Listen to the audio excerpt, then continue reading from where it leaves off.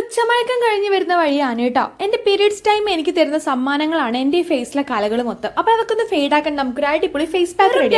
രണ്ട് ഇൻഗ്രീഡിയൻസ് മാത്രം മതി കേട്ടോ ഒരു ഫേസ് പാക്ക് റെഡിയാക്കാൻ വേണ്ടിയിട്ട്. അതിനായിട്ട് 2 ടീസ്പൂൺ ഉലുവയും അത് മുങ്ങ വിധത്തിൽ പാലും ഒഴിച്ചിട്ട് നമുക്കൊരു 6 അവേഴ്സോളം സോക്ക് ചെയ്യാൻ വെക്കാം. അതിനുശേഷം നമുക്ക് അരച്ചെടുക്കാം കേട്ടോ.